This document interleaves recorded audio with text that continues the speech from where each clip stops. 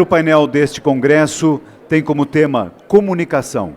Potencialize esta ferramenta nos seus negócios.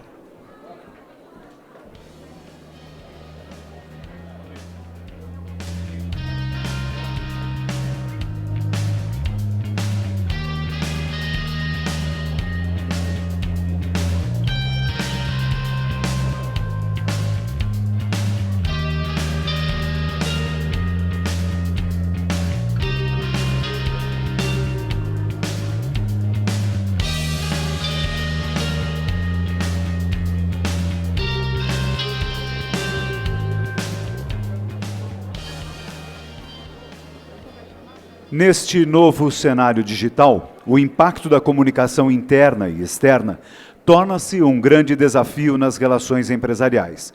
Com ferramentas digitais, pode fortalecer o negócio através de potencialização das estratégias de comunicação. Os principais temas: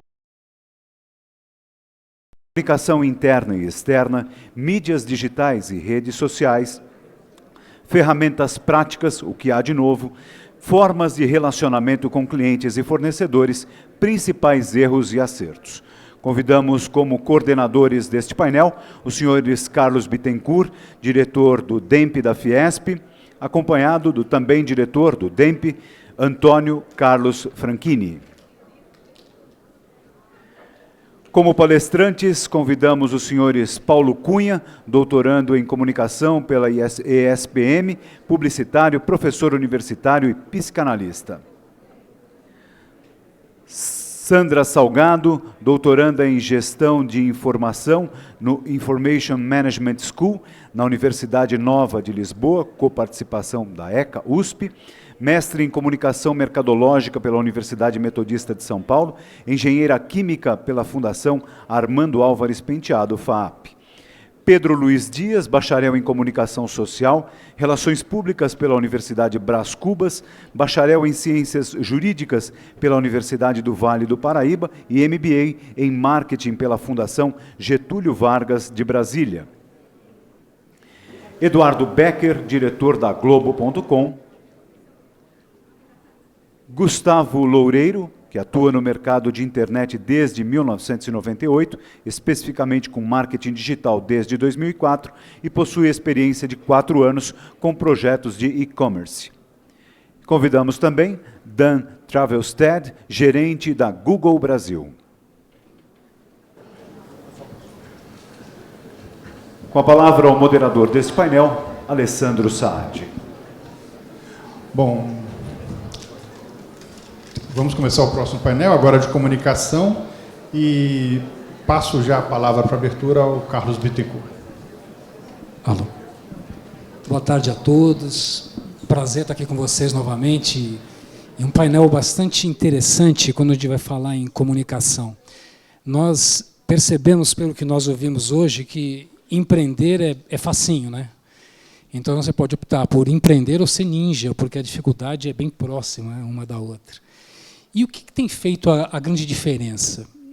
Muitas vezes você toma os cuidados com o seu produto, você busca a inovação, você busca o mercado, você busca talvez um mercado para exportar, você busca colher as informações necessárias para que o seu negócio dê certo, você monta uma equipe interessante e boa, bem treinada para trabalhar na sua empresa, mas mesmo assim, às vezes, as coisas não acontecem como você imagina. E por que muitas vezes isso não acontece? Eu acredito que é a falta da comunicação. Muitas vezes nos preocupamos muito com o nosso negócio, mas não voltamos o nosso olhar para a comunicação, e principalmente, eu diria, Saad, a comunicação interna. A comunicação interna é fundamental para que você possa ter um colaborador, para que você possa ter, dentro da sua empresa, dentro da sua indústria, dentro do seu negócio, as pessoas compreendendo aonde você quer chegar. E muitas vezes nós não transmitimos isso. Eu tenho uma empresa de triatlon, de equipamentos e atividades esportivas, e passei os últimos 14 meses uma dificuldade enorme, e com certeza não foi só eu, difícil quem passou os últimos 12, 14 meses tranquilo. E o que fez a diferença quando nós já sabíamos que passaríamos um período muito difícil com essa crise que foi cruel com todos nós? Nós investimos na comunicação. não só a comunicação quando se fala em marketing, que é a divulgação da marca, a divulgação do seu negócio, a divulgação do seu produto, mas também a divulgação interna, a comunicação com o seu colaborador, para que ele possa entender um pouco melhor a sua filosofia, o que você quer, onde você quer chegar. Se você não fala onde você quer chegar, como é que você pode querer que alguém te acompanhe? Isso você consegue através da comunicação. Então, eu acho que esse painel passa a ser muito importante, porque nós escutamos hoje, desde a parte da manhã, uma série de competências que são essenciais para que você mantenha o seu negócio, e esse é o último painel antes da palestra de encerramento, e a gente conclui o nosso congresso falando justamente da comunicação, que você pode ter todas essas ferramentas, você pode ter todas essas competências, mas se você não se comunicar bem, se você não conseguir transmitir ao seu cliente, se você não conseguir transmitir aquele que você está tentando conquistar, aquele mercado que você está tentando conquistar, onde você quer chegar, você não chega a lugar nenhum. Aí você vai falar, mas eu fiz certo, onde que eu errei? Então, eu acho que esse painel ele conclui de forma grandiosa todo o raciocínio que nós formamos desde cedo do que a gente tem que fazer para que a nossa pequena empresa ela passe da sobrevivência para a excelência. Então, vamos aí. Obrigado. Vocês me ouvem? Aqui sim. Obrigado, Carlos. Agora com todo mundo ouvindo. Para começar a construir o pano de fundo do panorama do painel de comunicação, eu quero chamar já o professor Paulo Cunha para começar a sua fala. Onde o senhor quiser, professor, se quiser falar daí, quiser falar de lá, desde que o senhor use 15 minutos. Lá passa o slide, por favor. Obrigado.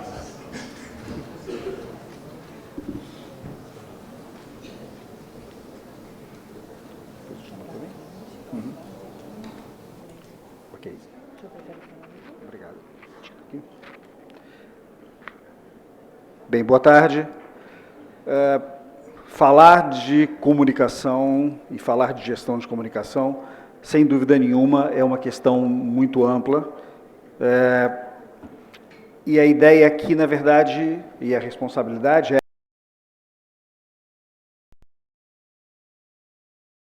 pouco mais, mas eu acho que quando nós falamos de comunicação, é importante que a gente também discuta não só as grandes questões que envolvem a comunicação, mas também a gestão da comunicação. Porque falar de gestão de comunicação é falar de interferências que nós sofremos de forma interna e externa à empresa o tempo todo. E também sofre interferências da nossa subjetividade enquanto gestores. Afinal de contas, ninguém é imparcial. Sem dúvida nenhuma, falar de gestão de comunicação precisa pensar num alinhamento desta comunicação aos objetivos da empresa. E, obviamente, a gente sabe que quando utilizamos mal a nossa comunicação, não só comprometemos a imagem da nossa empresa, mas também podemos quebrar a nossa empresa. Então, dentro da lógica de gestão de comunicação, eu acho que dois grandes temas.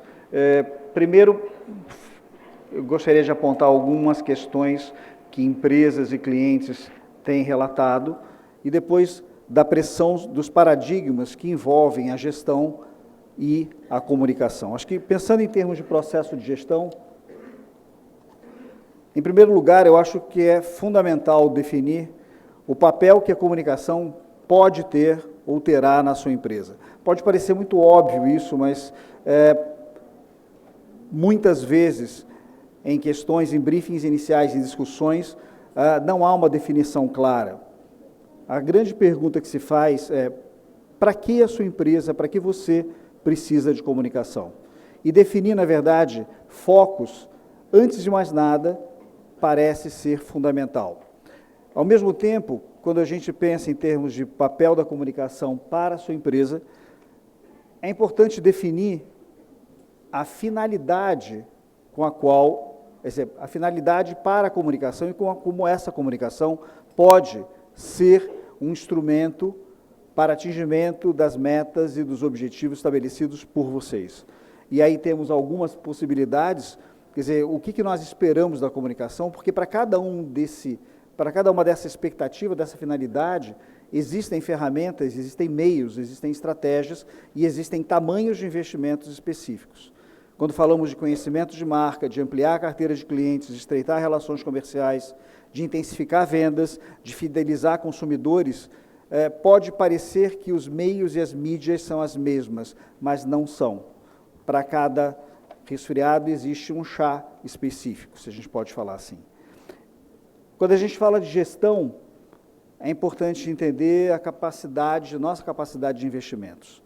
E antes de mais nada, é importante entender e trabalhar o preconceito do eu não tenho dinheiro, eu não tenho capacidade de investir. Eu acho que devemos conhecer, antes de poder proferir essa sentença, conhecer, priorizar, analisar os pontos de contato da sua empresa com os públicos de interesse também dos seus negócios. E avaliar o equilíbrio entre forças que hoje se tornam muito mais disponíveis, mas desde que a gente pense, que é o que nós chamamos, quando falamos de marketing de relacionamento ou da comunicação digital, por exemplo, do que é proprietário da empresa, do que a empresa compra como mídia, do que a empresa pode ganhar como mídia.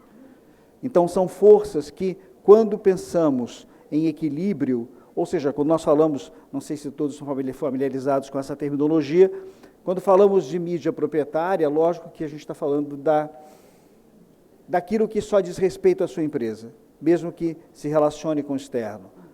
Quando nós pensamos no seu site, no seu material de vendas, no material de apoio aos vendedores da sua empresa, quando nós pensamos na sua possibilidade de fazer um evento, quando nós pensamos nas suas mídias sociais, nós estamos falando de algo que você tem, que é seu, que depende apenas de uma decisão sua. Quando nós falamos de mídia comprada, nós estamos falando de todo o espaço negociado e adquirido em veículos de comunicação. E quando nós falamos de mídia ganha, nós estamos falando do resultado, daquilo que emana das nossas atividades de comunicação, daquilo que é publicado, daquilo que é reproduzido nas mídias através de influenciadores e de outros públicos que não são muitas vezes os nossos consumidores finais ou os públicos finais das nossas empresas. E por mais óbvio que possa parecer, dentro de um processo de gestão é importante lembrar sempre que nós, quando falamos em comunicação, não estamos falando apenas do público final e muitas vezes dos consumidores. Nós estamos falando de públicos de interesse, nós estamos falando de influenciadores, estamos falando do alinhamento dos objetivos e das metas das suas empresas para com o potencial desses públicos, não só como elementos de relacionamento, como parte do processo de relacionamento, mas também como parte da consecução dos objetivos propostos pelas suas empresas. E por mais, eu coloquei ali pesquisas formais e informais, uma coisa que sempre me chamava atenção e me chama atenção ainda, quando eu penso em empresas que têm a capacidade de investir bastante em pesquisa, ao longo da minha vida como executivo, antes de entrar na área acadêmica, por 22 anos, eu acompanhei apenas 2 pesquisas com grandes empresas, que foram minhas clientes, apenas 2 pesquisas com públicos que não consumidor final.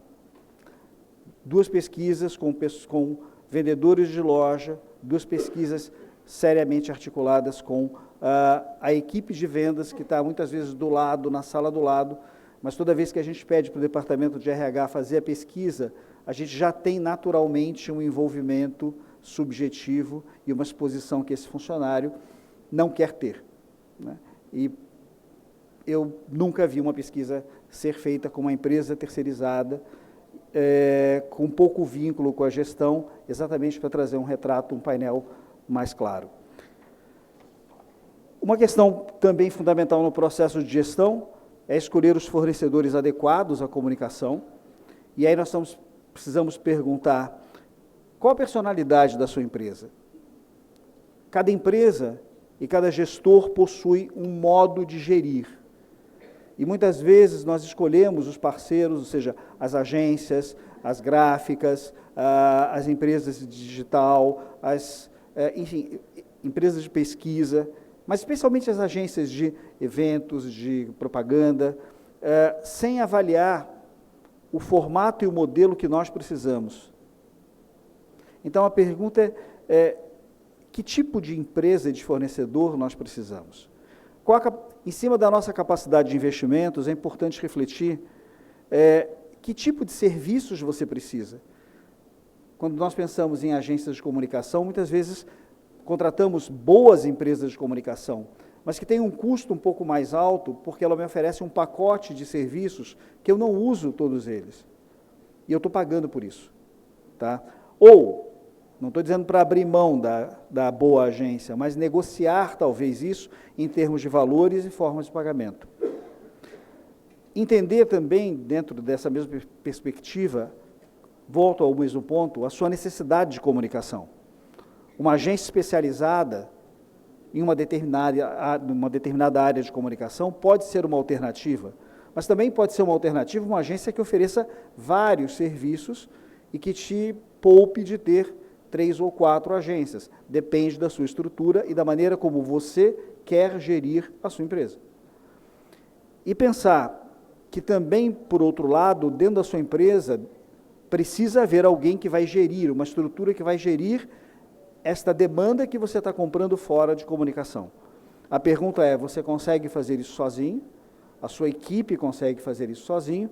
Ou se você precisa terceirizar esse serviço? E eu acho que o segundo grande ponto, talvez sejam alguns paradigmas que acabam interferindo, cruzando o nosso caminho, e muitas vezes nos colocando numa posição de, será que eu estou fazendo certo? Será que é isso mesmo? Será que não está havendo algum erro? Então, eu acho que eu selecionei alguns, poderíamos falar a tarde inteira sobre isso. Primeiro eu não tenho uma estrutura de marketing, sou uma empresa pequena. Bem, então eu gostaria só de lembrar que todas as empresas têm marketing. Marketing não é uma atividade que se encerra um departamento, nós podemos não ter o departamento, mas estar no mercado implica em trabalhar, em fazer marketing. Então, a grande pergunta é, se nós não temos uma estrutura, ou uma estrutura não é tão grande, a pergunta é, quem está fazendo isso pela sua empresa? Quem é o responsável por essa decisão ou por essas decisões, que às vezes, por nós não termos uma estrutura que permita ter uma sala com uma plaquinha na porta e várias pessoas contratadas com esta finalidade, às vezes escolhemos parceiros de uma forma, às vezes achamos que não estamos fazendo e não estamos nos expondo, mas nós estamos. A segunda questão não tenho verba para comunicação, é outro paradigma, e eu gostaria de lembrar que muito ou pouco, caro e barato são questões relativas. Quando a gente pensa em termos de verba, vamos lembrar que precisa ter uma relação direta com a definição de papel e das estratégias de comunicação adotadas por cada uma das empresas. Vamos lembrar também que, no momento em que se fala de tantos tipos de mídia, um flyer pode adquirir a importância de um anúncio. Um mailing em Excel pode ter o poder de um Big Data, desde que bem trabalhado e bem otimizado. Senão nós ficamos na lógica do grande paradigma e a gente às vezes não tem o tamanho, o porte ou a capacidade de investimentos para fazer aquilo que aparece na capa do exame, sem nenhuma crítica, e isso acaba prejudicando, a gente acaba não tendo fôlego ou até não implementando. Lembrar que, quando a gente fala de verba, é necessário ter um contingenciamento, ou seja, a nossa verba não deve ser pensada apenas naquilo que eu vou investir imediatamente. Eu preciso fazer uma reserva técnica, um contingenciamento, porque haverá respostas da concorrência. E se eu investir direto tudo, eu não terei capacidade de responder. E lembrar que uma possibilidade para alavancagem de verba é estabelecer parcerias estratégicas. Empresas, não necessariamente do mesmo segmento, do mesmo setor, mas, de repente, com o mesmo foco, com o mesmo objetivo, com o mesmo mercado-alvo, podem e devem trabalhar juntas, otimizando seus esforços e investimentos. Tem eu acho, uma questão crucial, a tecnologia vai me atropelar, então vamos tomar cuidado com as grandes inovações consagradas. Vamos lembrar que é fantástico pensar no iGear da Samsung, mas que o iGear necessariamente não é a melhor estratégia para todos, nem para todas as empresas. E o cuidado que a gente tem que ter quando a gente ouve tanta coisa sobre comunicação e sobre tecnologia, com sentimento de exclusão. Eu me lembro, há mais ou menos 15 anos atrás, quando todas as empresas se sentiram obrigadas a ter sites pela primeira vez, e era um tempo que a gente ainda tinha que colocar em todos os materiais o site, porque não existia Google ainda. Quantos clientes eu tive que queriam colocar uma sofisticada estrutura para cadastramento de clientes, quando eles não tinham um processo de database formulado internamente, mas queriam porque todo mundo tinha. Então, o todo mundo tem, eu também tenho que ter, é relativo. Se for estratégico, ótimo, vamos viabilizar. Mas esse sentimento, eu acho que ele acaba por gerar investimentos muitas vezes não necessários nesse momento, ou não possíveis ou compatíveis com aquilo que nós estamos podendo fazer. Então, por fim, já me deram 5 minutos, fazendo um rápido checklist, 5 pontos. Primeiro, eu convidaria todos a pensar, o que a comunicação pode fazer pela minha empresa? Pensem em alvos, pensem em pontos de contato, pensem em objetivos, pensem em metas. Às vezes nós estamos pensando em qual a propaganda que nós vamos fazer e esquecemos de olhar o nosso site, esquecemos de olhar como nós estamos alimentando as nossas mídias sociais. A gente está esquecendo qual é a programação visual da capa que eu vou colocar os folhetos no próximo evento que eu vou patrocinar ou vou participar. 2, lembrar que o bom é inimigo do ótimo, mas que o ótimo é inimigo da operacionalização. Há momentos em que a decisão ideal é apenas a decisão possível. A gente não pode perder o timing. O terceiro ponto é não temer a tecnologia e também não ceder a ela. Ela deve trabalhar a seu interesse. Então, capacidade de viralização, mídia programática, seu site, como eu já disse, tem que trabalhar a nosso favor. E não nós nos utilizarmos de algumas ferramentas apenas por modismo. 4, vamos lembrar que errar faz parte do processo. Conte com a sua estrutura, fornecedores adequados ao que você pode e ao que você quer fazer em comunicação. Mas errar faz parte do processo. E, por fim, exercitar o benchmark, olhar para o lado, olhar quem está fazendo bem e quem está fazendo mal. Estabelecer parcerias e participar e também estabelecer parcerias com associações. São formas da gente buscar condições para viabilizar, muitas vezes, táticas e estratégias que, de repente, não são possíveis num determinado momento em que a gente precisa delas. Acho que é isso. Obrigado.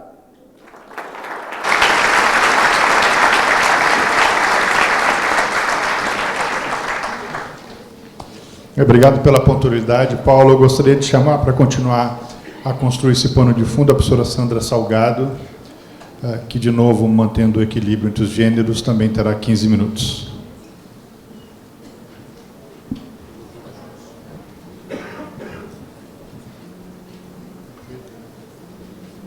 E junto com ela também fala o professor Pedro Luiz Dias, desculpa, a professora Sandra e o professor Pedro Luiz.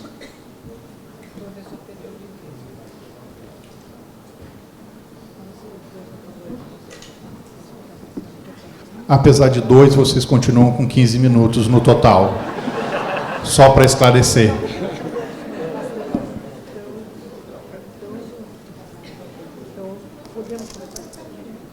Então vamos começar. O professor Pedro Luiz é um especialista em comunicação interna e depois eu vou falar da minha experiência com redes sociais, aí, com engajamento com o colaborador.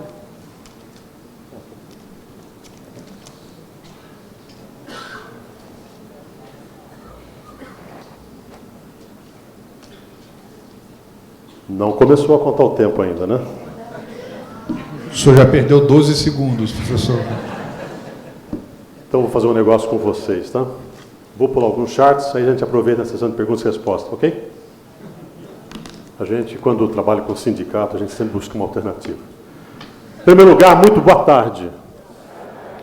Tudo bem com vocês? Bem mesmo? É uma honra muito grande estar aqui. Primeiro, eu preciso agradecer a minha chefe, minha professora, Sandra, que me convidou a fazer parte desse painel juntamente com ela. Imagina o tamanho da responsabilidade de falar junto com a chefe aqui. E eu tenho que ser sincero com vocês. e confidenciar algumas coisas de bastidor logo de entrada.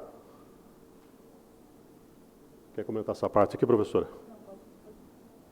Quando nós tivemos a nossa reunião de briefing com Franchini, com Bittencourt, com o Flávio, eles nos pediram objetivamente 3 coisas, que são essas que estão aqui. Abordar linguagem, um case que falasse de encorajamento, de engajamento, e que também pudesse avaliar aspectos de por que investir em comunicação, bem como se comunicação seria o problema e como são as práticas de comunicação no dia a dia. E ao final, que fosse bastante breve, não mais do que 15 minutos, que nós sugeríssemos, e é uma sugestão, 5 takeaways, 5 dicas que se podem praticar na nossa convivência em qualquer tipo de empresa e em qualquer organização. Vamos à próxima.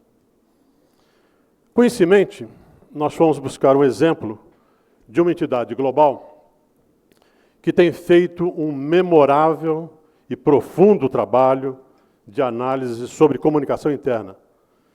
E uma das coisas que eu vou confidenciar para vocês também, o Bittencourt me pediu que falou assim, ache um problema ou uma empresa que tenha todos os problemas do mundo, pequeno, grande, médio, curto prazo, longo prazo. E olha, gente, eu me esforcei para achar um bom exemplo. Não sei se será o melhor dos exemplos, mas acredito que seja, sim, um exemplo emblemático. E aí eu preciso fazer uma outra pergunta para vocês, que é importante contar com a participação de vocês. As empresas de vocês todas têm missão? Todas têm missão? Tem credo? Missão, credo, todas têm? Ô, gente, eu não estou sentindo um engajamento aí, olha aí. Todas têm ou não? Tem. Missão, credo, valores, que mais? Objetivos. A pessoa e o case que eu vou falar está em linha com vocês e está muito mais próximo de vocês do que vocês possam imaginar. E lembrem-se do pedido anterior. Um caso que tenha todos os problemas do mundo, pequeno, grande, médio, complexo, simples, de uma empresa que opera no mundo inteiro, há já algum tempo, não é nova de mercado, e que possa, principalmente, servir de inspiração para cada um de vocês. É uma pessoa extremamente simples e é uma pessoa que realiza uma das maiores transformações na sua milenar organização. Vamos lá? Nós queríamos considerar também que essas atividades que nós vamos falar agora englobam essa entidade aqui.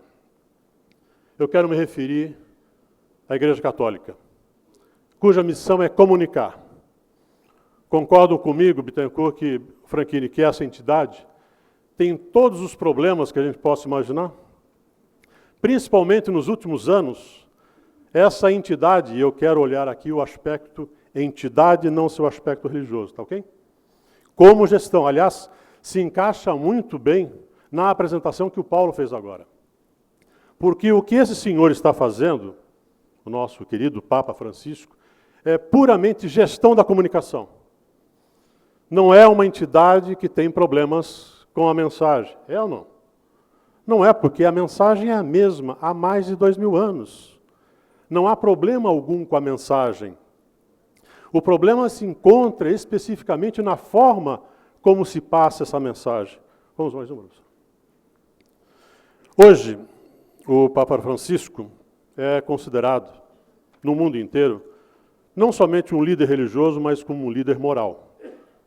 E ele conquistou isso da maneira mais simples, que é de olhar no olho de cada uma das pessoas, que é de ter uma mensagem de proximidade. O primeiro gesto de humildade que um dos maiores líderes empresariais tem é: orem por mim, eu preciso de você. Que é essa inspiração que nós gostaríamos de passar para os senhores e senhoras, líderes de grandes empresas, pequenas empresas, microempresas, médias empresas, qualquer que seja o nível e complexidade da sua atividade. É convidar vocês a se inspirarem nesse exemplo, a convidar as pessoas que fazem o seu dia a dia. Não tem segredo. Comunicação interna nesse prisma, meus caros, minhas caras, não tem segredo algum. Tem objetividade. Eu preciso de você. Juntos construiremos uma grande história. que é o que o Papa Francisco está fazendo. Diz o Reinaldo Azevedo, que eu acho que vocês conhecem, que se a igreja fosse uma empresa de educação, seria a maior do mundo, por conta de suas escolas e universidades. Se fosse uma empresa de saúde, a igreja seria a maior do mundo, por conta de seus hospitais. Se fosse uma ONG, defenderia os mais pobres. A igreja seria, assim, a maior do mundo, por conta das centenas de entidades voltadas para esse trabalho social, imbatível. E hoje, quem teve oportunidade de ler o Estadão, no seu artigo na página 2, o professor Carlos Alberto de Franco escreve o seguinte sobre esse líder que nós estamos falando. O Papa Francisco é um comunicador de mão cheia, intuitivo, simples, direto. Seu estilo é surpreendentemente solto e provocador. Seu discurso é coloquial e próximo. É um Papa falante, alegre e com um jeitão de leigo. Minha sugestão, um dos takeaways que não estava no script, mas eu aproveito para adicionar aqui. Onde constou nessa frase Papa Francisco, troque esse nome e coloque o seu. E eu vou repetir a frase para fixar. É um comunicador de mão cheia, intuitivo ou intuitiva, simples, direto ou direta, com estilo que é surpreendentemente solto e provocador, estimulador. Seu discurso tem que ser colonial e é coloquial, é próximo, é uma pessoa, é um executivo, é uma executiva falante, alegre, com o jeitão de uma pessoa leiga. Esse é um exemplo que eu acredito que possa ajudar muito nessa reflexão. Nos últimos anos, o Papa Francisco tem se deparado com problemas, não só na sua terra natal, mas principalmente da própria imprensa católica. Há uma comoção muito grande na busca de uma liderança que modifique as estruturas de comunicação da igreja. Essa publicação que está aqui, o Catholic Herald, diz claramente que o clero precisa aprender a lidar com esse novo fenômeno que são as mídias sociais. Até porque os leigos que vão receber essa mensagem e que também fazem parte dessa comunidade interna precisam entender, assimilar e aceitar a linguagem, porque a mensagem continua sendo uma só. Ô professor, a senhora está tocando para mim? Puxa vida, é o contrário, né? Onde está o problema? Na forma ou no conteúdo? Como tem sido o nosso processo de comunicação? Com muita humildade, o Papa Francisco reconhece, e vários cardeais têm reconhecido, que há uma distância. O formato está um tanto quanto desatualizado, para não dizer outra coisa. A demanda que existe hoje para convencer os católicos a uma nova atitude deve ser modificada, e é o que está ocorrendo nesse instante. Vamos lá? Estrutura de comunicação interna é o que acabamos de ouvir em gestão de comunicação. O encorajamento, o engajamento, o entusiasmo, que aí nós colocamos entusiasmo, porque vocês sabem que a palavra entusiasmo tem exatamente Deus no centro.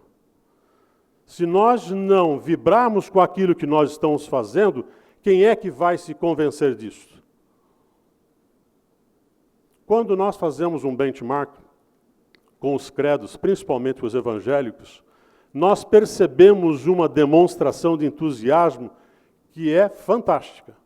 Não há se admirar que no último censo há um crescimento, o censo de 2010, há um crescimento muito grande de frequência nas igrejas evangélicas pentecostais versus um decréscimo nas igrejas católicas.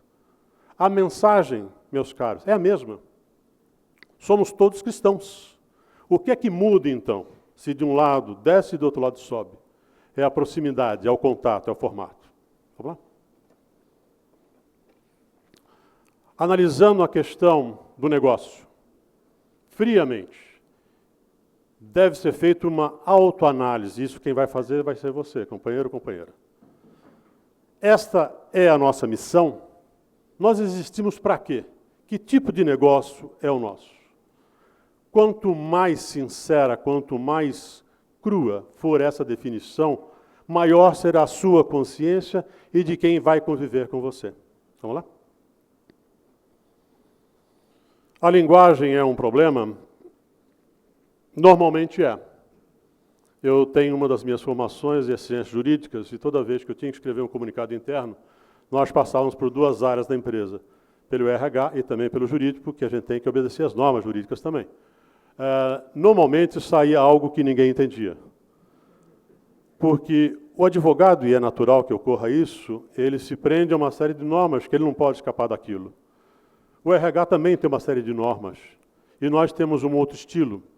Fazer essa composição realmente é um exercício que demanda uma habilidade e uma flexibilidade igualmente grande de todas as partes. Estamos dentro do tempo ainda, professor? 5 minutos. Não se esqueça que nós temos negociação para depois, hein? Então vamos adiantar mais alguns, professoras? Vocês conseguem ler mais rápido do que eu consigo falar? Só um minutinho.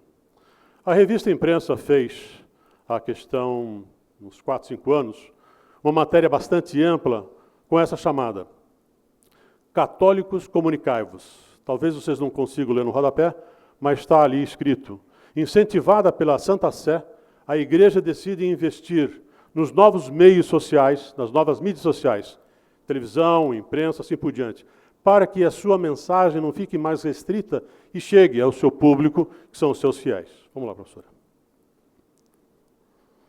Mais uma. Qual é o grande ensinamento, qual é a grande inspiração que nós gostaríamos de compartilhar e deixar com vocês? O que Francisco, o Papa Francisco, nos ensina é proximidade, trabalhar juntos, convide seus parceiros, eles estão ali porque há um contrato, há uma necessidade de ambos os lados. Convidar para ajudar na transformação não só revela uma grande habilidade política, e vamos entender política como a arte de administrar com o máximo de aderência e um mínimo de resistência, para que o conjunto da empresa, do seu negócio, seja cada vez mais producente. E isto começa com vocês, começa comigo, e depois será em conjunto. Vamos lá. Mais uma. Comunicação interna, mais uma vez, sem segredos. É uma decisão de Estado da sua empresa. Quem decide se vamos ter ou não vamos ter são vocês. Será mais eficiente, será mais transparente, será mais eficaz quanto maior for esse diálogo entre as forças que estão dentro da sua empresa. E elas existem, vocês sabem disso. Existem forças internas e forças externas. Por isso é fundamental que os senhores e as senhoras também preparem os seus líderes. Que líder nós precisamos para tocar o nosso negócio junto? Até porque, se é algo comum, não pode ter segredo. Se nós temos um foco, nós temos uma missão, temos valores, isso tem que ser praticado e isso começa com você. Dono de uma empresa, responsável por uma empresa, executivo de uma empresa, começa com você. Vamos lá? 3 pilares que são fundamentais, começo de uma fórmula, se é que a gente pode chamar de fórmula. 3 coisas que funcionam em comunicação interna. A mensagem estratégica, o que você quer dizer? Junto com a sua liderança interna, o que você quer dizer? Mensagem tática, como eu vou dizer isto? Quais canais eu vou utilizar isso aqui? Como é que eu vou colocar essa informação tática? Porque eu tenho o pensamento, a tática é onde eu vou preparar, e a operacional, que é como eu vou fazer e com quem eu vou fazer. Napoleão Bonaparte sabia muito bem como ganhava a guerra, porque ele sabia muito bem quais as necessidades de seus oficiais. Isso é o que nós gostaríamos de compartilhar com vocês. Para a gente ficar dentro do tempo, 5 takeaways. Professora, quer comentar? Coisa simples e básica. Todos os dias, sem falhar um dia, 5 minutos de reunião. Antes de começar o processo, antes de começar a produção. 5 minutos. Não é que nem aqui, sabe? 15 minutos e 15 minutos. E lá serão 5 minutos, sem negociação, né? Em que 5 itens devem ser respondidos. Como sugestão, estão esses. Podem variar semanalmente ou assim por diante, mas isto cria uma sinergia entre os grupos, entre os times de trabalho, que fica uma corrente extremamente forte, inquebrantável. Porque ninguém vai poder dizer, eu não estava sabendo, ninguém me falou nada. Acaba com a ignorância. Sabe que nós temos, seres humanos, nós temos um hábito para se defender, de dizer que ninguém me falou nada, né? Que o Paulo também já disse antes. Comunicação, o RH não funcionou. Não... Ou seja, a informação existe e a gente pode provar isso. Com esse tipo de alternativa, acaba-se com essa afirmação. Política do bom relacionamento. Mais uma vez, vou insistir na tese.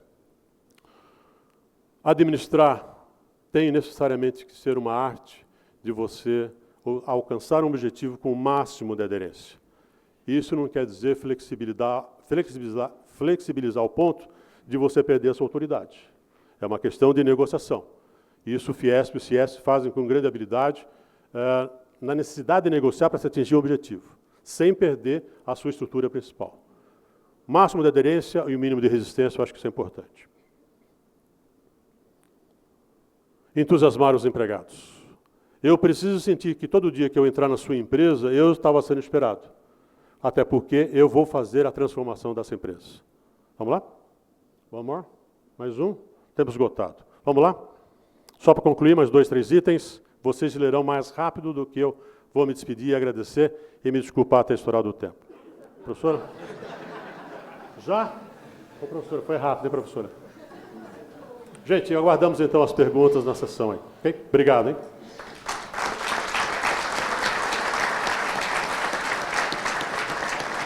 Muito obrigado, professor. Queria agradecer.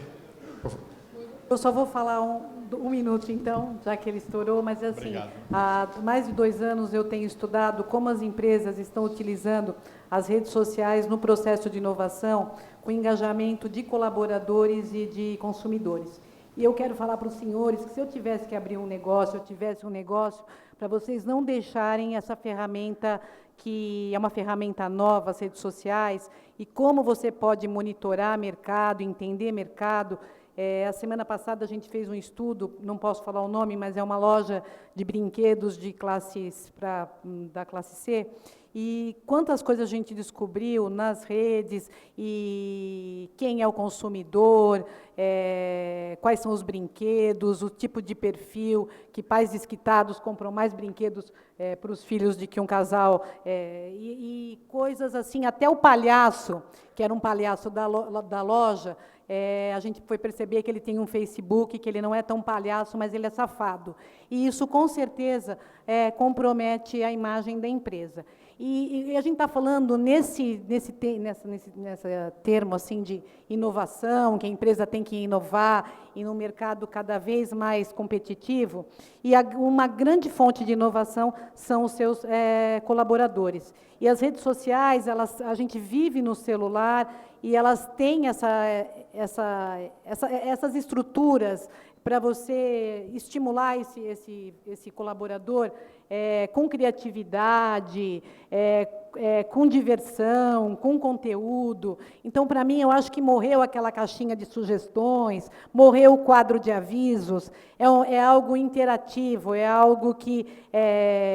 e existe um grande engajamento desse público nas redes. Então, eu acho que se eu fosse, eu ainda vou ter o meu negócio, é algo que eu olharia, porque a gente vê, o Paulo Cunha estava falando, pesquisa, né, é algo que é um investimento muito alto, e hoje vocês têm essas informações aí de uma maneira muito bacana. E a outra, eu acho assim que, se eu também fosse empresária, já que a gente está falando de investimento em comunicação, vocês devem aproveitar as universidades, porque a gente tem cursos maravilhosos de publicidade e propaganda, os nossos alunos ávidos por fazerem trabalhos, e eu acho que essa parceria seria uma coisa muito interessante. E aí eu acho que vocês podem procurar essas parcerias, a maioria das universidades tem agências experimentais, e já que a gente está falando que comunicação não é um gasto, é investimento, mas investimento seria um fomento, e vocês seriam entusiastas assim, de redes, de internet, como eu estou fazendo agora. Tá? Muito obrigada.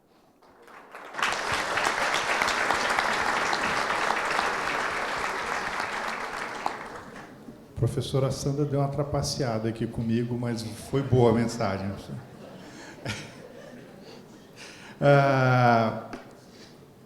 Eu vou chamar o Eduardo Becker para dar continuidade à construção desse panorama. Ele vai ter 15 minutos. Foi para lá o controle. Ele vai ter também 15 minutos, como todos. Por favor, e já, obrigado. Muito obrigado. Eu vou usar meus 15 minutos. Já ia falar 15 segundos, né? 30 segundos já é uma... Obrigado. Próximo. Muito bem, muito boa tarde a todos. Encerrando o dia aqui hoje nessa penúltima palestra, né? Para a gente estar aqui hoje é uma alegria muito grande. Eu vim de uma cidade pequena no interior do Rio de Janeiro, chamada Teresópolis, e comecei minha carreira profissional trabalhando no Sebrae. Então, comecei muito de perto com vocês, e quando o Franchini convidou para fazer essa palestra, eu fiquei muito feliz, muito honrado, e tentei trazer aqui para vocês e pensar o que eu poderia trazer de informação relevante, que adicionasse valor à vida de vocês e às empresas de vocês, e eu tentei puxar uma visão aqui pelo ponto de vista do consumidor. O que é o meu produto, e aí eu vou pegar o gancho aqui das duas palestras anteriores, que se falou aqui muito em ponto de contato, e eu trago um pouco dessa visão, dessa jornada do consumidor e o produto, conteúdo. Eu não estou nem dividindo o que é digital e o que é televisão, estou falando do produto, conteúdo, qual é o papel dele no nosso dia, né, na jornada do consumidor, somado à missão que o professor trouxe para a gente, que a nossa missão é informar, divertir, entreter o consumidor. E quem é o nosso consumidor, né? O consumidor somos nós, são vocês, são os consumidores de vocês, então a gente tem que pensar nessa escala para todos. Então, enfim, já falei um pouquinho do que eu vou falar hoje, vou ganhar esse tempo. A jornada do consumidor, né? Como é que a gente tenta pensar o conteúdo através do dia das pessoas? E aí é fácil remontar que há pouco mais de 15 anos, aqui eu estou só falando de telas, não estou nem falando de mídia impressa, mas há um pouco mais de 15 anos a gente tinha poucas fontes de consulta, poucos lugares para a gente se informar, poucos lugares para a gente se entreter. Um pouco mais tarde, a gente teve acesso a novas tecnologias, e aí chegou a TV a cabo e a gente tem uma diversificação maior de oferta de conteúdo, onde a gente possa entender as tendências, checar mercados, entender modelos. E hoje a gente vive essa fragmentação da comunicação, a gente tem o tempo todo mensagens chegando até nós e trazendo um modelo de informação onde eu fico o dia inteiro com ela. E como é que isso se dá? De novo, antigamente eu me informava no momento que eu acordava de manhã, eu ligava minha televisão, tomava o café da manhã, ia trabalhar, e quando eu voltava do trabalho eu me informava novamente o que estava acontecendo com o mundo. Já existia televisão em todos os lares do Brasil, mas aí chega a internet e hoje somos metade da população conectada, 80 milhões de smartphones no mercado brasileiro, e se eu fosse deixar aqui já a primeira dica para vocês, e eu vi vocês falando aí em começar a preparar as suas ofertas digitais ou aperfeiçoar suas ofertas digitais, eu não deixaria de fora a questão mobile, né? Hoje é muito fácil para o consumidor checar qualquer produto no momento que ele está andando, né? Está na vida dele e o celular está sempre no bolso. A penetração de banda larga já é grande, né? Apesar da nossa banda não ser tão larga, mas ela já é larga o suficiente para a gente fazer nossas consultas. E assistimos vídeos, né? O que essa penetração de banda larga permitiu que a gente tenha acesso a mais vídeos e, portanto, a mais conteúdo, e aí esse conteúdo que a gente produz e coloca na mão de vocês como consumidor final. Então, esse dia ficou um pouco mais entusiasmante, né? A gente tem acesso à informação o dia inteiro. E os consumidores de vocês também. Eles estão o tempo todo com acesso à informação, o que traz muitos desafios, e mesmo para a gente, né, que tinha um modelo muito claro de tempo, né, de grade na linha do dia, a gente começa a ter que produzir para o nosso consumidor uma forma diferente. Toda mudança é difícil, mas a gente vem trabalhando nisso o tempo todo. E o brasileiro, alguém já falou aqui hoje, realmente ele é muito conectado, a gente é ávido por tecnologia, a gente adota rapidamente as redes sociais, né? Lembra que o Orkut teve no Brasil e foi um grande sucesso, veio Facebook, Twitter, os portais é um modelo de consumo de conteúdo que no mundo já tem outros modelos, no Brasil continua sendo um modelo muito forte, então a gente tem essa vivacidade por tecnologia. Não é à toa que a internet hoje no Brasil é o segundo meio mais utilizado e o Brasil é o quarto país no consumo digital, perdendo aí para China, Estados Unidos e Índia, que aí é covardia também, né? China é brincadeira. E falando do nosso produto, então, um pouquinho, como é que a gente teve que se preparar para entender esse consumidor e para levar esse produto até vocês. E aqui notem, eu não estou falando já mais de conteúdo televisivo ou digital. O nosso ponto aqui é sermos distribuidores e produtores de conteúdo. A gente já não se chama mais de TV Globo ou só Globo no digital. A gente produz conteúdo. De que maneira? De várias maneiras possíveis para estar onde o consumidor está. Então, tem diferentes formas de distribuição e diferentes modelos de empacotamento e até de produção, porque o modelo de consumo entre televisão e mobile, e tablet, e desktop, ele é diferente para cada um de nós.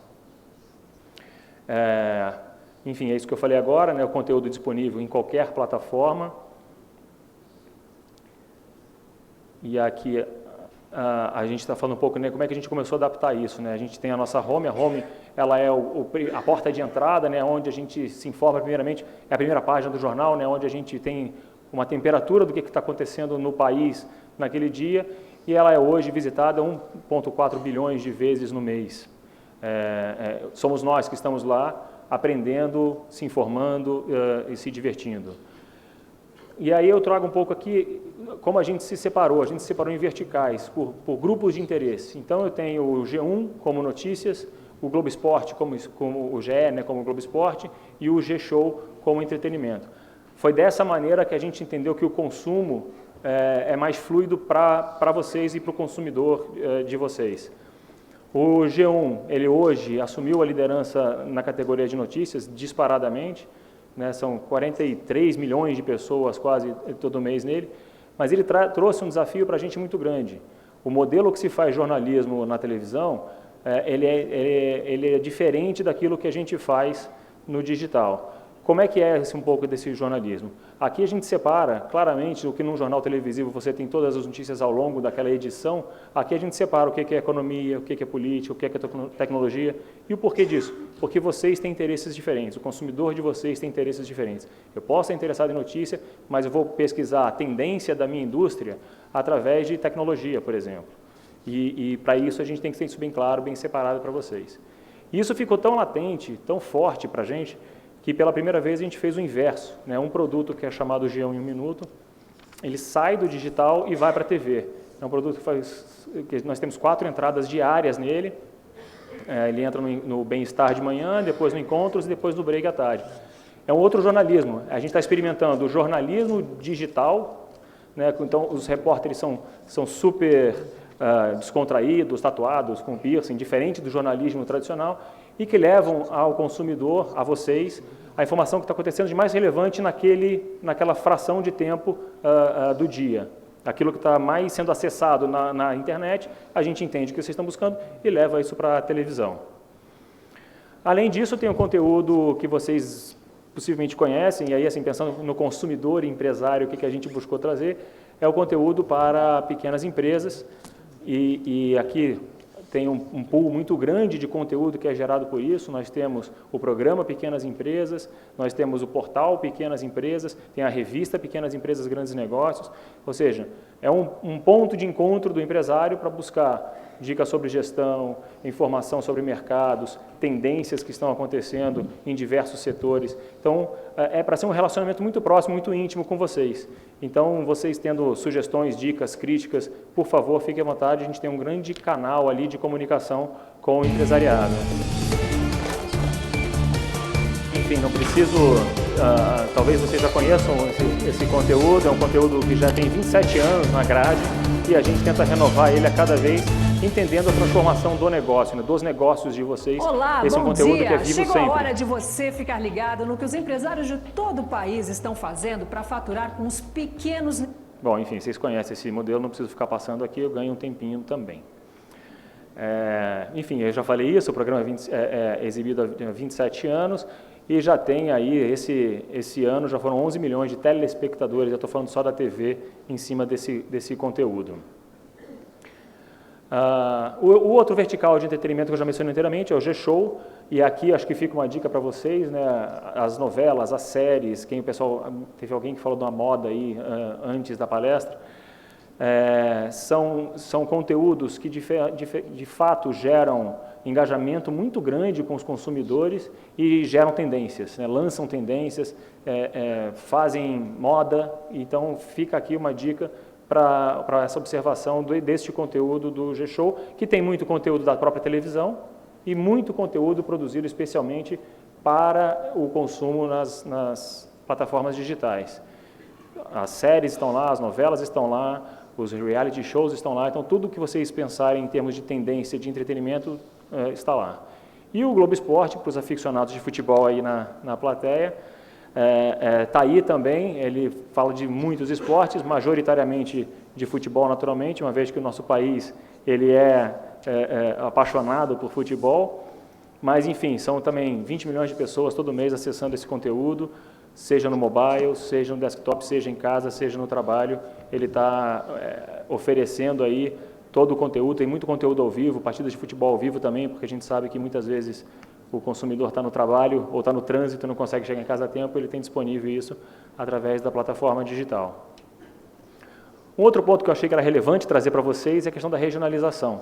Muitas vezes você tem a percepção que tudo é nacional, o meu mercado é pequeno, o meu mercado é menor, e pensando nisso, nós também buscamos uma maneira de regionalizar a comunicação, seja na televisão ou no digital. A gente tem 5 emissoras Globo e 119 afiliadas.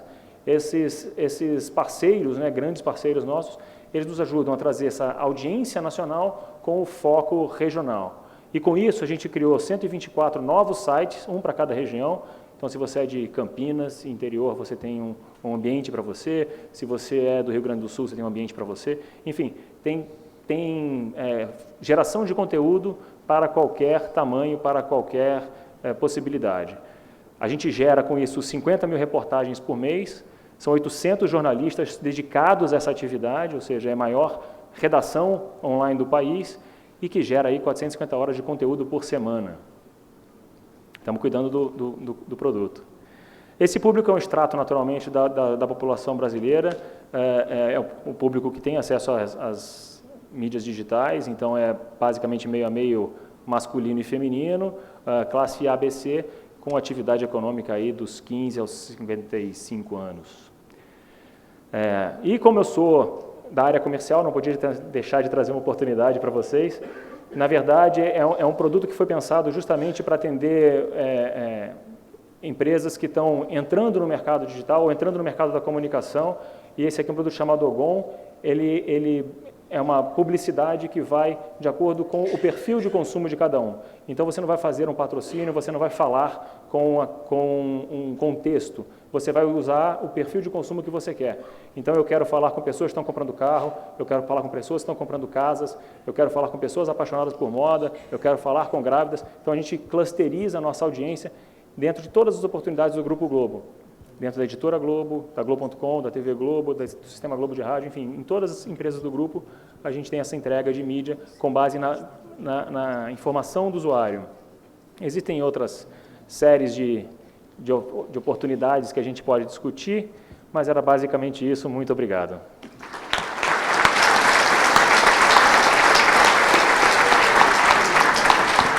Impecável. Obrigado, Eduardo. Te devo uma.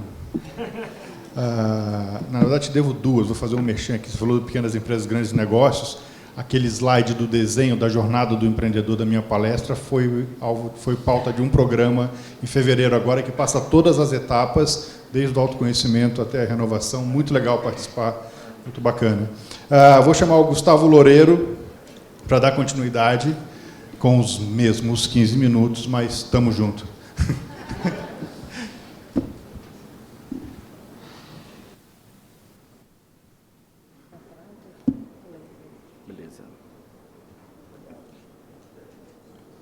Olá, pessoal, boa tarde. Assim como meu colega ali, eu sou do Rio de Janeiro também, então não reparem o sotaque 021, ok? Bom, o objetivo dessa minha apresentação é contar um pouquinho para vocês da história da empresa onde eu trabalho hoje. Eu sou gerente de e-commerce numa gráfica online. Tá? Então, basicamente, quando eu entrei lá, e tem 2 anos que isso aconteceu, quando eu entrei na empresa para ser o gerente de e-commerce, inicialmente a gente começou com uma proposta que era uma gráfica online para o profissional liberal de uma forma geral. Então, a gente queria levar uma solução para o médico, para o dentista, para o engenheiro, para o arquiteto, que precisava de um cartão de visita, que precisava, de repente, de um flyer, de um folheto, não sabia criar esse material, e aí ele entrava no nosso site e podia pegar um modelo pronto e customizar, personalizar com o nome dele, etc. Eu entrei em maio, e de maio a novembro, o que aconteceu é que a gente conseguiu aprender bastante com o nosso cliente, com quem a gente estava tentando comunicar e oferecer essa proposta nova de empresa. Só que o que aconteceu nesse período é que a gente descobriu que a gente teria diversas dificuldades, a gente já usava bastante estratégias e ações no ambiente digital, mas mesmo assim, o que a gente estava tentando propor para o nosso público era algo que a gente percebeu que era muito novo. Então, como a gente pode ver aí no slide, chegou em novembro, eu apresentei uma proposta de planejamento estratégico novo para a empresa, e basicamente o que a gente fez foi, embora eu trabalhe hoje numa indústria gráfica com 50 anos de mercado, a gente tenta utilizar dentro da empresa metodologias bastante inovadoras e de vanguarda. Então, o que eu fiz foi utilizar uma coisa muito conhecida no cenário de startups, dentro da metodologia Lean Startup, que é pivotar. Eu sugeri à diretoria que fizesse um pivô, que basicamente fizesse uma mudança, digamos assim, um pouco radical. Então, o que a gente fez em dezembro foi praticamente reformular tudo. A gente deixou de se apresentar ao mercado como uma empresa desconhecida e que não tinha por trás uma gráfica com 50 anos de tradição e que oferecia qualidade, mas que atendia a grandes empresas e a grandes volumes. E aí a gente começou a entrar no mercado dizendo, olha, você que já conhecia a nossa qualidade de impressão, você que já conhecia a nossa qualidade no atendimento, você pode agora fazer pequenas tiragens de uma certa forma padronizadas. E foi basicamente isso que a gente fez nesses primeiros 6 meses de empresa. E aí, quando chegou em janeiro, a gente se lançou no mercado como loja Graphics Kenase. A gente começou a entrar no mercado dizendo, olha, essa empresa é uma empresa que tem por trás 50 anos de tradição, só que nós agora somos uma gráfica online e gostaríamos de oferecer toda a nossa qualidade de impressão, de atendimento, para pequenas tiragens, pequenos volumes de impressão. Ok. O que aconteceu basicamente, nos 3 primeiros meses, a gente fez diversas ações de marketing digital, mas principalmente tentando fazer com que a marca tivesse uma presença maior no mercado. E com isso, né, a gente percebeu, principalmente em março, de fevereiro para março, que, embora a gente estivesse comunicando ao mercado, dizendo, olha, a gente existe, a gente é sério, a gente é correto, a gente tem um background, etc., etc., etc., esse público que estava na internet e que estava querendo consumir com a gente, ele ainda tinha uma certa desconfiança, ele ainda tinha um pouco de dificuldade de acreditar que a gente ia realmente conseguir entregar o que a gente estava realmente oferecendo como proposta de valor.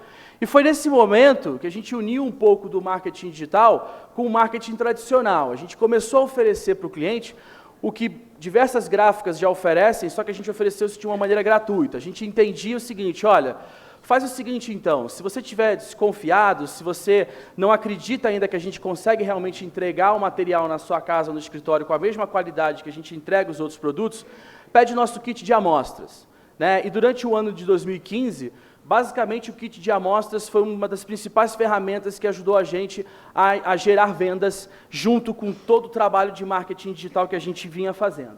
Tá? O que a gente também utilizou, principalmente de abril até dezembro, foi o inbound marketing.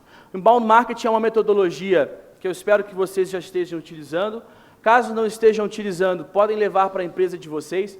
Alguns colegas aqui falaram, né, que às vezes a gente pensa, eu não tenho dinheiro, eu não tenho equipe, eu não tenho time, etc. O inbound marketing, ele consegue, de uma maneira muito interessante, ajudar pequenos e médios empresários, e você não precisa de uma grande equipe para você conseguir fazer um bom trabalho. A minha intenção é finalizar a palestra mostrando alguns números que justifiquem isso. Tá? Então, basicamente, se você inverter essa imagem, você vai ver um funil, tá?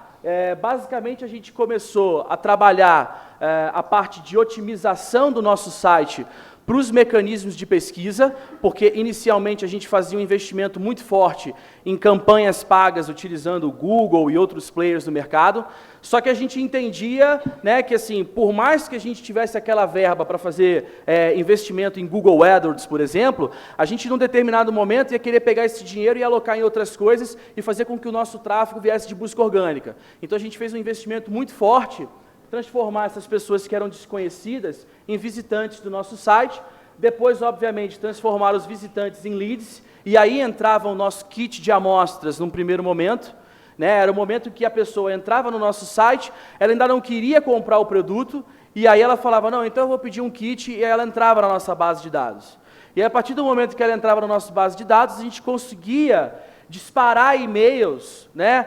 Aquele e-mail chato dizendo, compra aí. Não. A gente fazia o que a gente entende que seria o correto fazer dentro da metodologia do inbound. A partir do momento que esse usuário entrava na nossa base, a gente começava a dizer para ele, a gente oferecia dicas, a gente oferecia orientações de como fechar um arquivo, como mandar o arquivo correto, como utilizar melhor as ações de marketing e, de repente, olha, você está pedindo um cartão de visita, mas o flyer era um melhor produto para você.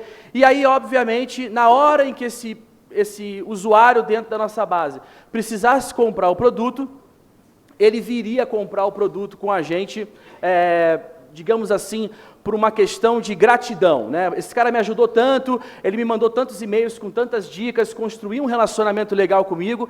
Essa etapa, inclusive, a gente chama de nutrição de leads, e aí, ok, agora eu preciso do material impresso, eu vou confiar nessa empresa e vou comprar com eles. Depois que ele deixou de ser um lead e passou a ser um cliente de primeira compra, o que a gente tentava fazer era realmente construir um relacionamento com ele para que ele voltasse a fazer novas compras com a gente. Nesse momento, foi fundamental, foi extremamente importante o nosso atendimento, né? Porque o cara ali entra, ele compra, ele, por mais que ele tenha recebido um kit na casa dele, ou por mais que ele tenha ligado, por mais que ele tenha recebido um e-mail dizendo, seu pedido foi confirmado, você daqui a 4 dias vai receber o seu material, ele falava, não, mas vai que essa empresa não existe. E aí a gente ofereceu um 0800 e a gente tem lá um atendimento, a gente tem um canal de chat e, como a professora falou, para nossa surpresa, o Facebook virou o nosso canal de rede social, onde a gente mais constrói relacionamento com os nossos usuários. Né? Então, às vezes, a gente entra na página ou para impulsionar um post, ou para, de repente, dar uma olhada no que a gente está postando, para postar um novo conteúdo, ou simplesmente para gerenciar o engajamento na nossa página nas redes sociais, e a gente tem lá alguém entrando em contato dizendo, eu queria saber o status do meu pedido, porque eu comprei no dia tal e eu estou achando que não vai chegar. Né? E aí a pessoa manda o número do pedido e a gente acaba fazendo um atendimento pelo Facebook. Então, assim, não sei se é a realidade da empresa de vocês, mas lá onde eu trabalho, a gente já faz o que a gente chama de saque 2.0. A gente constrói relacionamento através das redes sociais e, de uma certa maneira, a gente ajuda muitos clientes. Os clientes também dão muito feedback para a gente, no sentido de dizer, olha, poderia ser melhor dessa forma, tive dúvida nesse ponto, e esse tipo de feedback vai ajudando muito a gente a melhorar as nossas páginas de produto, etc, etc. Ok? Bom, depois que a gente conseguiu fazer com que praticamente nosso cliente fosse um vendedor da nossa marca, um evangelizador, o que eu queria, na verdade, compartilhar com vocês é um pouquinho do que foi o nosso ano de 2015, né? E esse ano de 2016 já está sendo bastante interessante, e eu posso dizer para vocês também que muito do que a gente conseguiu no ano de 2015 foi através dessa metodologia do inbound, tá? A gente conseguiu aumentar o tráfego em 250% em relação a 2014, ao nosso site, utilizando o que a gente chama de SEO, que seria a otimização dos sites para mecanismos de busca, pensando o lado orgânico do Google, que assim, é o lado que você não paga para estar presente. 5 minutos, né? Ok. Crescemos a base em 30% em relação ao ano anterior. Nosso tráfego por busca orgânica cresceu 376% em relação a 2014. O tráfego através de social media cresceu 2.128% em relação a 2014. É interessante, você fala assim, pô, o cara não usava social media, né? Não, a gente usava social media, a gente tinha uma agência terceirizada, inclusive, só que a gente resolveu fazer internamente. Eu não estou querendo dizer assim, terceirizar não funciona, eu estou dizendo que, para o nosso trabalho, para a empresa onde eu trabalho hoje, fazer internamente foi melhor, tá? E tivemos um faturamento 550% maior em relação ao ano anterior. E com isso também a gente conseguiu quadruplicar o nosso ticket médio em relação a 2014. Tá? As ferramentas que a gente utilizou, em 2015, a gente utilizava diversas ferramentas diferentes para fazer o inbound marketing de maneira meio que manual. Então, a gente utilizava, por exemplo, o MailChimp para disparar e-mail marketing, a gente utilizava o SEO Profiler para fazer as análises de SEO, a gente utilizava o Hootsuite para fazer a parte de gestão de mídias sociais. Quando chegou em 2016, a gente percebeu que a gente precisava se profissionalizar e que a melhor maneira não seria colocando mais gente, porque isso não seria escalável para o negócio que a gente quer. Então, o que a gente fez? A gente contratou uma solução chamada RubSpot e que praticamente integra isso tudo. Tá? Eu não ganho nada para fazer a propaganda deles aqui, é uma ferramenta ótima, existe uma solução nacional também, chamada RD Station, que inclusive você não paga em dólar. Então, se você quiser utilizar o RD Station, é uma ótima opção. O colega da Globo.com, ele falou aqui da importância do mobile. O próximo passo que a gente pretende desenvolver esse ano é justamente fazer com que o nosso site fique o que a gente chama de responsivo. O que é você ter um site responsivo? Ter um site responsivo é fazer com que o seu site possa ser visto no celular, num tablet, num monitor de computador ao mesmo tempo. Tá? Então, se na equipe de vocês têm lá profissionais, web designers, desenvolvedores, e isso ainda não está acontecendo na sua empresa, chega para esse pessoal e fala, galera, eu quero meu site responsivo. Tá? A partir de amanhã, todo mundo fazendo o site responsivo. O que acontece quando você precisa fazer o seu site responsivo? Para o nosso caso, né, ninguém vai fazer o pedido de um cartão de visita ou de um flyer pelo iPhone. A gente entende que ele não vai conseguir fazer o upload pelo site. Mas só o fato dele poder fazer o orçamento, ver o preço e depois entrar em casa e comprar o produto, é bastante interessante para a gente. A gente sabe também que o fato de ser um site pensado para mobile ajuda a gente a ter melhores resultados no Google. Então, por isso, a gente vem fazendo todo esse investimento em marketing digital. Ok, pessoal? Eu espero que eu tenha contribuído aí com as empresas que ainda não estão investindo em marketing digital porque, de repente, têm medo, mas entendam, né? Existem metodologias extremamente inovadoras e que provavelmente os profissionais de marketing da empresa de vocês já conhecem, eles só estão querendo implementar caso não estejam implementando. Ok? Muito obrigado.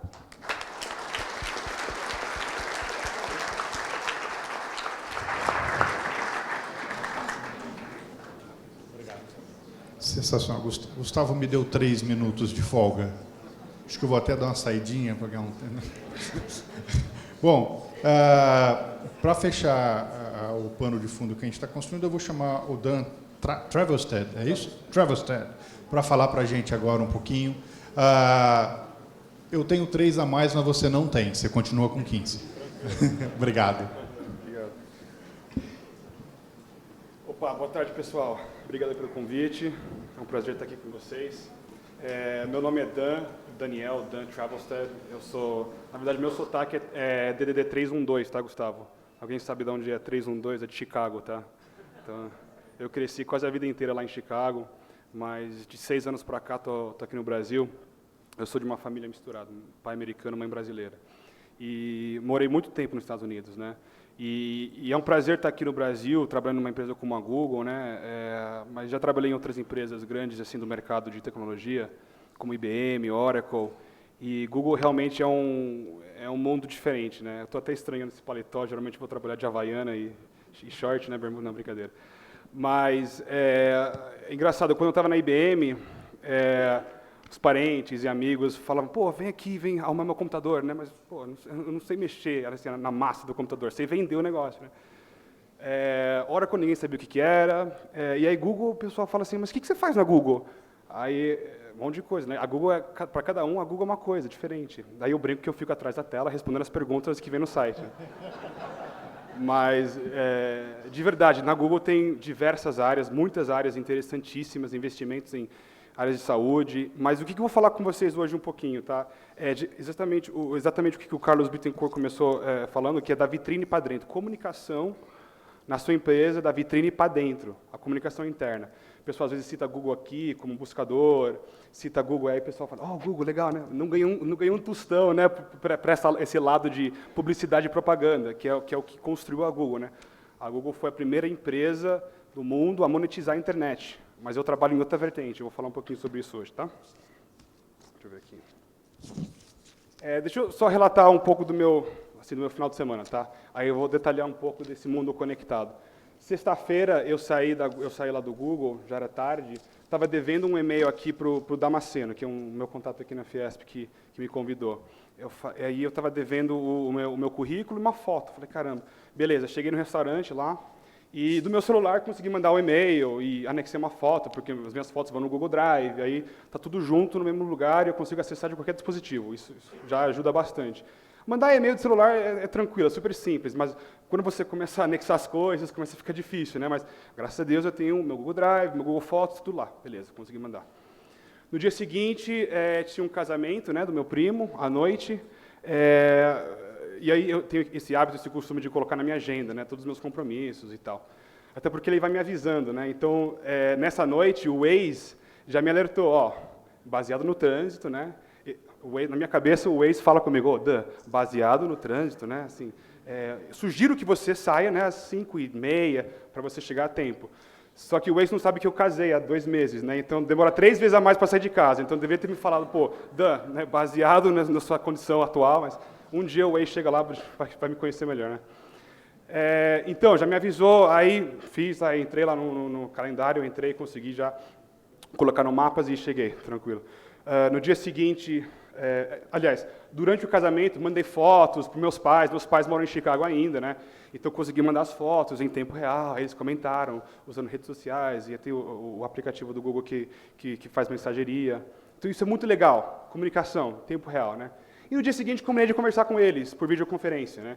Então, apesar de eu morar longe deles, hoje eu consigo, através de N ferramentas, mensagens de texto, videoconferência, ter uma comunicação quase diária com eles, né? Então isso é bem interessante. Esse é o meu, assim, acho que esse final de semana é típico, né? Como é que a gente combina uma reunião entre amigos ou parentes no final de semana? A gente usa o WhatsApp, a gente usa um monte de ferramentas que está aqui no meu bolso, que todo mundo tem, né? Todo mundo tem acesso a isso e é o mundo conectado, tá? O que eu faço na Google, pessoal? Basicamente eu trago essas ferramentas que a gente usa de final de semana para segunda a sexta, das 9 às 6. Eu trago isso eu ajudo as empresas, né, a usar essas ferramentas de final de semana durante a semana. Tá? O Google hoje tem mais 7 soluções, 7 produtos com 1 bilhão de usuários. Então, assim, pensando que metade da população mundial ainda não tem internet, sobra 3,5, 4 bilhões de pessoas. 1 bilhão, né, delas usam um desses produtos aqui. Tá? E qual que é o nosso papel no Google? Trazer toda essa gama de aplicativos, de soluções para comunicação e, de uma maneira estruturada, trazer isso para as empresas, né, para o seu trabalho. E o que eu trabalho hoje? Essa moça está trabalhando? Muito provável que ela esteja trabalhando, né? Está no computador, mas onde ela está? Está em casa. Mas se estivesse no escritório, mudaria alguma coisa? Né? Essa é a questão. Mas Dan, eu não consigo dar home office para todos os meus funcionários. Home office ainda não é uma estratégia consolidada no mercado brasileiro, talvez. Tudo bem, mas é aquele dia que eu precisei ir na clínica buscar um remédio para um filho e tal. Eu consegui trabalhar aquele dia, eu precisei, né, ficar offline 3, 4 horas e depois eu só trabalhei à tarde. Ou o dia que aconteceu, esses dias que eu estava no Uber lá, caiu uma árvore, 23 de maio, fiquei 1 hora parado no trânsito de São Paulo, né?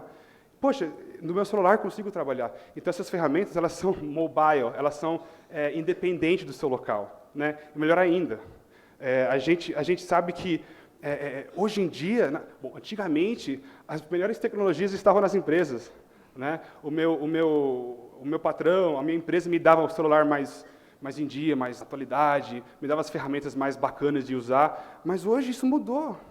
Hoje as pessoas preferem as ferramentas que elas têm no bolso, as ferramentas que elas têm em casa, né, ao invés das ferramentas que elas têm no trabalho. Então é interessante isso. Então por que não proporcionar isso? E, de novo, em qualquer lugar. Né? Hoje a gente não trabalha em um lugar fixo, a gente trabalha em instalações de cliente, né? A gente trabalha viajando, espaços públicos, né? No café e até de casa. Tá? Então essa é a provocação que a gente faz, né? Que a gente traz para o mercado, mas a gente percebe uma coisa bem interessante, que em 30 anos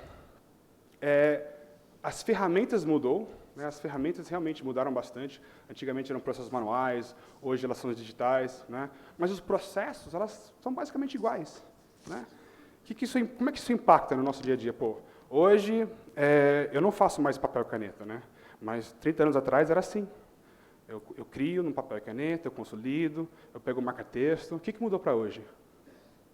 Eu faço isso de uma maneira digital, talvez, né? Eu faço isso não mais em papel e caneta, mas no meu computador.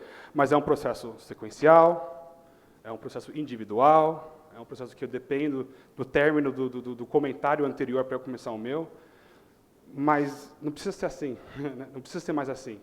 Então, a provocação que eu quero também trazer é que imagina se a gente tivesse esse ambiente para a gente poder trabalhar no dia a dia, com as pessoas, juntos.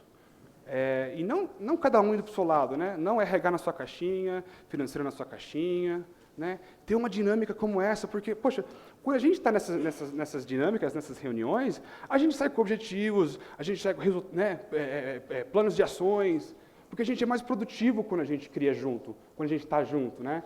Então, a gente tem ferramentas hoje, né, que conseguem proporcionar esse tipo de colaboração.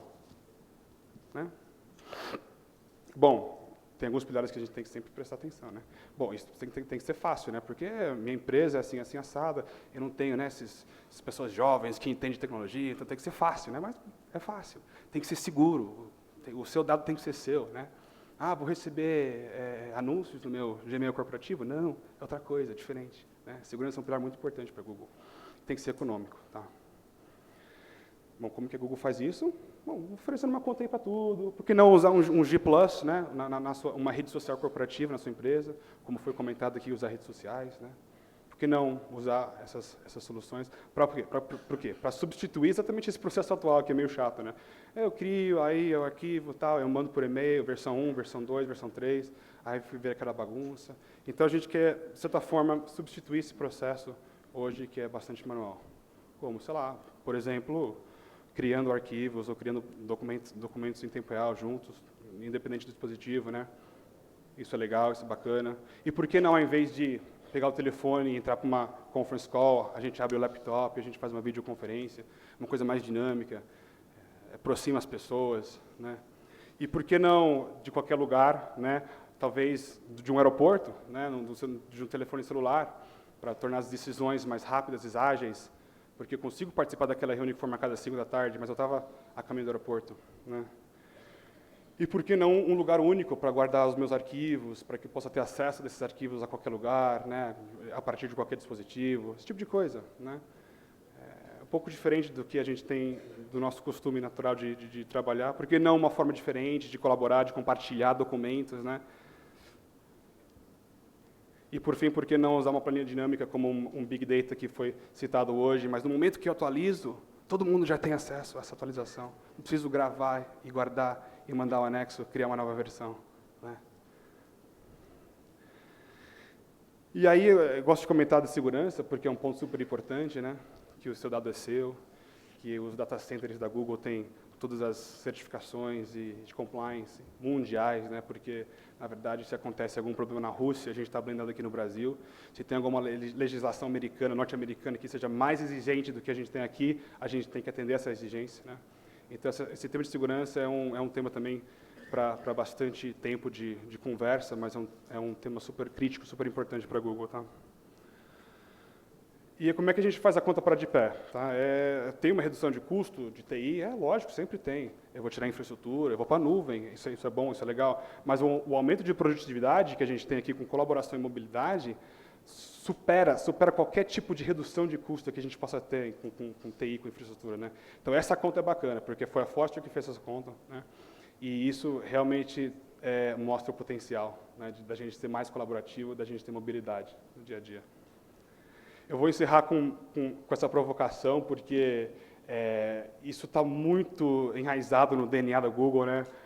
Quer dizer, a inovação não é uma coisa imposta. O meu gerente, as pessoas, os engenheiros que trabalham lá comigo, não vêm na minha mesa e falam, hoje você vai ter que ser inovador. Eu quero inovação hoje. Não.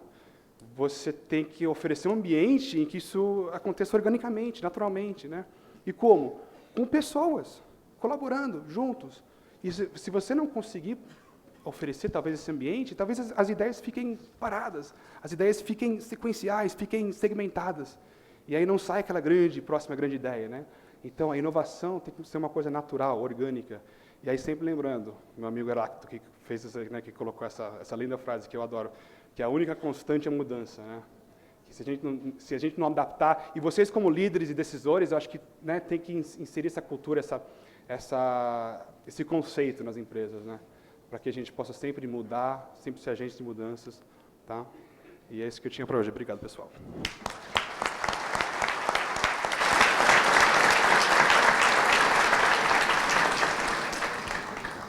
Obrigado, Dan. Adivinha? Bom, eu, de novo, não vou abrir para perguntas. Eu vou encaminhar as perguntas que eu recebi. A gente tem que rapidamente encerrar esse bloco. Eu só vou tentar fazer um fechamento do que a gente viu ao longo do dia para que a gente possa entregar a plenária para o professor Cortella. A gente começou o dia falando de futuro, falando de desenhar, de construir, de entender o que vem por aí, muito mais importante do que ficar olhando pelo retrovisor, apesar de ser importante, de vez em quando, dar uma olhadinha por onde a gente já passou. Depois a gente começou a falar da atitude empreendedora, da importância do erro, da importância do propósito, da importância do engajamento, de você compartilhar o brilho do seu olho com as pessoas que estão com você. Depois a gente começou a falar de modelo de negócio, e aí a gente também falou da importância de você construir o seu negócio que tenha um processo claro, que tenha um portfólio muito bem definido para o seu público, que tenha recursos necessários para que ele possa escalar e permear o mercado da maneira mais ágil e mais próxima do consumidor possível. Depois a gente foi falar de comércio exterior, e a gente estava falando de preparo, de visão de longo prazo, de diferentes posicionamentos em mercados distintos, mas que são mercados complementares. Quer dizer, o mercado não inviabiliza o outro, pelo contrário, o mercado fortalece o outro. E quando a gente começa a falar de comunicação, a gente começa a construir isso tanto da comunicação interna quanto da comunicação externa, das ferramentas, da interdisciplinaridade das pessoas dentro do seu negócio, né? Eu acho que a gente podia tentar fazer uma amarração do que a gente viu aqui dentro dos pilares, que também estão extremamente alinhados com as salas de negócio lá fora, de que depende muito da nossa visão, do nosso propósito, o que a nossa empresa vai ser daqui para frente, né? Em tempos de crise ou em tempos de dificuldade, o mundo não para. As pessoas continuam precisando se alimentar, se locomover, estudar, se agasalhar, se divertir. A diferença vai ser como elas fazem isso, se elas vão continuar fazendo isso com a sua empresa ou com a empresa do seu concorrente. Não importa se você está na ponta, no meio ou no final da cadeia. O importante é como você vai liderar as pessoas que dependem de você, sejam elas seus fornecedores, seus colaboradores e seus clientes. Eu acho que a provocação desse nosso encontro é essa, como a gente constrói o novo caminho. E esse caminho, como a gente já viu, ele é colaborativo. Aproveitem, cheio de empresários, decisores e grandes cabeças aqui. Usem esse espaço como sendo um grande celeiro de soluções. Obrigado.